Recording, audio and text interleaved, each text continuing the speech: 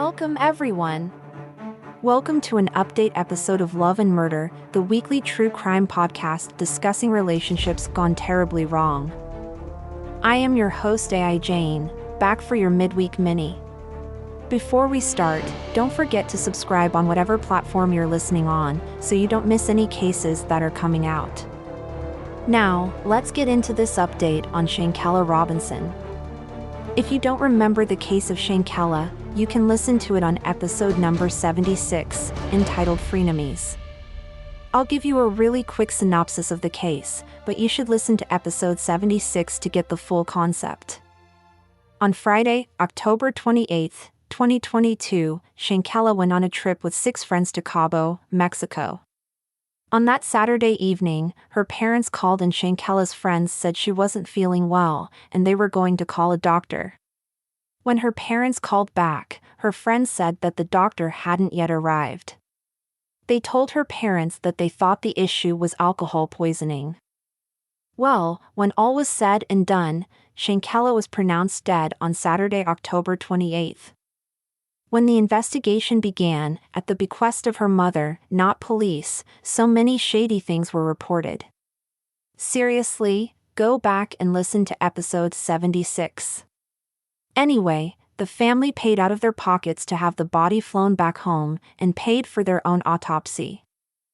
The day before the autopsy came out, Shanquella's supposed friends each went to her mom's house and told them their account of what happened. Problem was, each story was different. When the autopsy came back, the report said that Shanquella died of severe spinal cord injury and atlas luxation. This was in sharp contrast to what Mexican reports had said. Then on November 18, a video was released by blogger Gerald Jackson with the permission of Shanquella's parents. The video showed Shanquella getting beat up, very badly, by what appeared to be someone who went on the trip with her. She was being savagely punched in the head, face, and back of her neck and knees. After a while, she falls to the ground and the person continues kicking her and hitting her all over. As the video ends, Shanquella is seen slumped on the ground. Mexican officials initially didn't want to investigate this case, but her parents were relentless. Between Mexico and the United States, a case was opened. Mexico labeled this as a femicide, a homicide performed by a woman, and requested to extradite one of the group to Mexico for arrest. This person could face up to 60 years in a Mexican prison if convicted. Now, this was just a very quick recap and didn't cover everything that happened. Please go back and listen to episode 76 to get a full description and sense of the case. Now, fast forward to April 2023. The FBI made the decision not to pursue any federal charges against any of Shanquella's friends who were present during the incident, citing a lack of evidence. However, the lack of transparency and communication from the agency has left Shanquella's family in distress. Sue Robinson, the family's attorney, revealed that the FBI has refused to release the autopsy report, claiming that the case is still open due to pending document translations from Mexican authorities. Quote, the FBI says, "We cannot release the documents, autopsy results, to you because the case is still open, because we are waiting for documents to be translated to English that we received from the Mexican authorities." Which again, red flags everywhere because you've made a decision in the case, you've announced the decision publicly to the family and to the public, but you're saying the case is still not closed and admitting that some of the documents from the investigative file, that arguably would affect your decision to charge, have not been fully translated. End quote. Quote, "We all saw what happened on the video, and we are demanding that U.S. authorities step in and prioritize the case and allow the extradition process to flow, allow Mexican authorities to prosecute the person they've identified as the aggressor in Mexican courts." End quote. This revelation has sparked further concerns about the integrity of the investigation, as it seems contradictory to announce a decision while keeping the case open and withholding crucial evidence. Federal prosecutors from the Department of Justice in North Carolina said in their report, quote, "As in every case under consideration for federal prosecution, the government must prove, beyond a reasonable doubt, that a federal crime was committed." Based on the results of the autopsy, and after a careful deliberation and review of the investigative materials by both U.S. attorneys' offices, federal prosecutors informed Ms. Robinson's family today that the available evidence does not support a federal prosecution. Attorney Sue Robinson, no relations to the family, along with fellow attorney Ben Crump, has been relentless in their pursuit of justice for Shanquella. They wrote a lengthy 18-page letter to President Biden, urging for the extradition of the individual identified as the aggressor in the beating video, or prosecution on U.S. soil. The attorneys are determined to leave no room for the administration to ignore the family's plea and are calling for the highest level of diplomatic intervention. An excerpt of the letter reads, quote, "My clients recognize that the U.S. government has many priorities and responsibilities, but believe that intervening, in this case, would not only serve the interests of justice, but also send a clear message that transnational criminal activities will not be tolerated." End quote.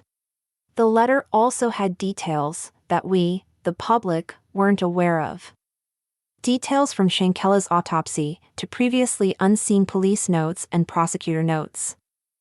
Attorney Sue told news station WBTV, quote, "We don't want to leave any room for the administration to say, we don't know about the case, we didn't have the details, we didn't understand what the family ask is. Because we need a high level of diplomatic intervention, we sent the correspondence to the highest diplomats in our country." End quote. In their pursuit of answers, attorney Sue traveled to Mexico to investigate the case personally. As an experienced attorney, she found herself in an unprecedented situation, having to physically travel to another country to seek justice for a grieving family. Quote, "It was a surreal experience in the sense that I've been an attorney for almost 17 years. I'm a former prosecutor, criminal defense attorney. I have never had to physically go to another country to investigate on behalf of any family. So, it was unreal in that regard because the lengths that this family has had to go through while trying to grieve a loved one, but also seek justice on behalf of the loved one at the same time. It's a very heavy burden." End quote. What she found out while she was in Mexico was that an extradition packet had already been put together and presented to the U.S. government. In response, the FBI has maintained that the circumstances surrounding Shanquella's death have been a priority for officials. However, the family and their legal team remain unsatisfied with the agency's response and feel that there is a disparity in the level of intervention demonstrated in other cases. Comparisons to the immediate response in the kidnapping of 4 Americans in Matamoros earlier this month have only intensified the family's frustration. The speed and efficiency with which the U.S. authorities handled the kidnapping case, where they quickly found the friends and arrested 5 suspects, have left Shanquella's family wondering why the same urgency is not afforded to their pursuit of justice. Attorney Sue said, quote, "The FBI's response to the kidnapping demonstrates that the U.S. authorities and the federal police agencies are not doing all that they could do in Shanquella's case. Obviously, U.S. officials know how to have that high level of intervention with the appropriate Mexican authorities, because they did it immediately for the recently kidnapped Americans." End quote.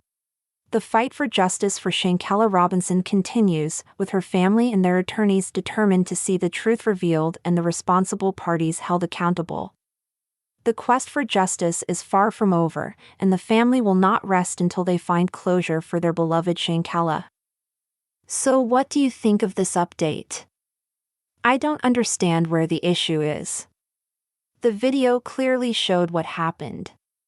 It's like you had the evidence handed to you on a silver platter. The U.S. took too long to do their autopsy, but how is that anyone's fault but their own? You can use Mexico's autopsy finding. The girl's head was literally severed from the rest of her body, internal decapitation. And you saw exactly who did it and how it was done. Why are these people not arrested? I'm beyond frustrated. How about you? Let me know what you think about this case, and you have 3 ways of sharing them with me. 1. You can tell me in the comments below. 2. You can join the LAM Facebook group. It's a free and welcoming group where you can discuss the cases with the rest of the lambs. 3. You can join the exclusive lamb community here at www.patreon.com/loveandmurder. I want to hear from you, and I'll see you in the next episode.